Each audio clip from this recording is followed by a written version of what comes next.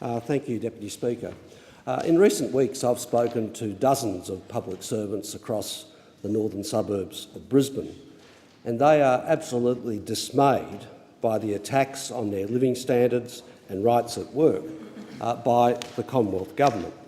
They've demonstrated yet again their contempt for working people. I noticed the smiles across the aisle.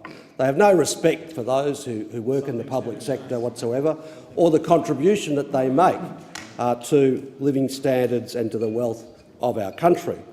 Now, since these people opposite came to government, they've sacked something like 1 in 10 public sector workers, and those that are remaining have suffered real wage decreases, while watching their jobs become increasingly casualised and fearing that the ultimate goal being the outsourcing or privatisation of their employment opportunities. And at no stage has there been any genuine consultation with their own workforce. Orwellian language, such as jobs being reimagined or refreshed, are simply a substitute for people being shafted. If you're an executive in the Australian Public Service, you've had a real pay increase. If you're on average weekly earnings, where the majority are in the public sector, you've received a real pay decrease. Those in the Department of Human Services, covering Medicare, Centrelink and child support, have had a particularly tough time. This has resulted in reduced staff numbers in service centres and on the phone lines, which has led to increased waiting times for many increasingly distressed Australians. But it's not just those who are in immediate distress.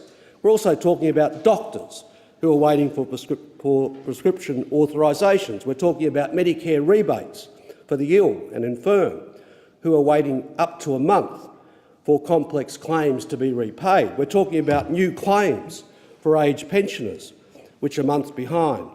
And we're talking about pharmacy PBS claims. So there are literally tens of thousands of Australians who are waiting and waiting and waiting on phone lines and waiting for much-needed assistance. So over 100,000 Australian government workers are now in their 6th year of what was supposed to be a 3-year collective bargaining agreement. They are committed public servants, they support families, they've done so without a pay rise for 3 years, and they're struggling to hold on to the basic workplace rights and conditions that other Australians sometimes take for granted, particularly family-friendly rights that give some hope of balancing work and family. So what are they being offered by the government? 2%, plus ripping away at the same time all of their basic rights and conditions. They're up for a fair income deal, but a fair income deal is not being offered. What is actually being offered is a decrease in their conditions.